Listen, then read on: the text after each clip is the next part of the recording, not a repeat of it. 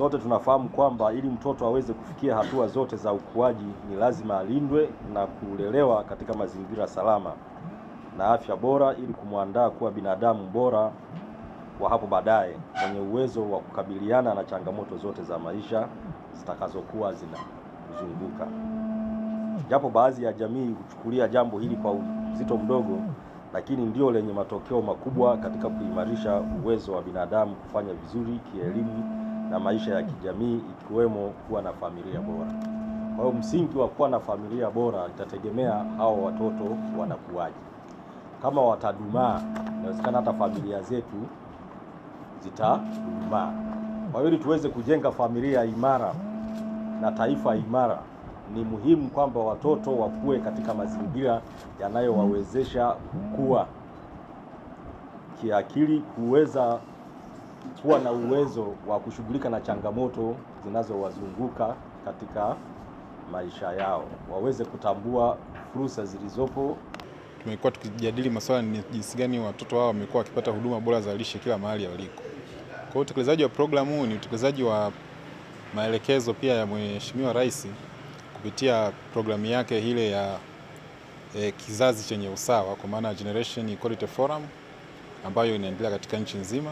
Lakini tumepanga vile vile kuongeza vituo hivi vya kuweza kuwalelea watoto kwa maana ya mchana, wakati wazazi wako kwenye shughuli zingine za kijamii au shughuli zingine za uzalishaji mali, kwa maana shughuli za kiuchumi katika maeneo mbalimbali. Kama mnaofahamu, mkoa wetu umezungukwa na visiwa.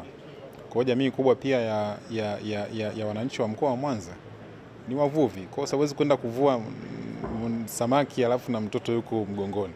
Sababu vituo hivi tunavyo takriban zaidi ya vituo 200 sasa hivi kwa mkoa wa Mwanza, ambao vinabeba takriban watoto 6000. Sasa watoto 6000 ni wengi sana.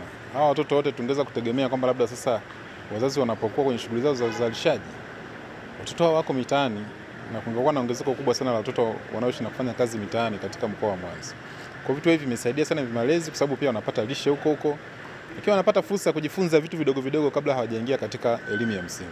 Kwa majina naitwa Priska Bint Pius, ni afisa ustawi wa jamii kutoka Halmashauri ya Jiji la Mwanza, na pia ni mratibu ya PJT MAM, yani programu ya malezi jumuishi, malezi, makuzi na maendeleo ya awali ya mtoto.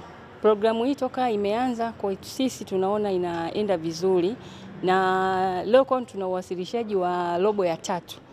Robo ya 3 tunaona imeenda vizuri tofauti na robo iliyopita, kwa sababu kuna baadhi ya vitu au baadhi ya taarifa tulikuwa tunashindwa kuzielewa na kuzichambua vizuri kutokana na kukosa ushirikiano kwenye baadhi ya maeneo na uelewa mdogo wa watu kuhusu hii programu ya MAM, yani malezi, makuzi na maendeleo ya awali ya mtoto, inatakiwa kutekelezwa kwenye sehemu gani.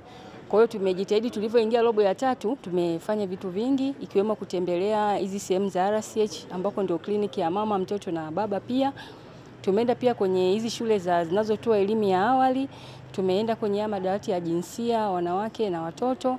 Tumetembelea sehemu zote ambazo zinahusiana na uratibu wa mama. Tunashirikiana na serikali kwa ukaribu sana kuhakikisha kwamba mtoto anapata malezi na makuzi tangu akiwa mdogo. Kwa maana kwamba tunashughulika pia katika kujenga vituo vya malezi, lakini pia kuhakikisha kwamba mtoto anapata lishe ambayo ni sahihi, lakini pia kuhakikisha kwamba baba anashiriki katika malezi na makuzi ya mtoto.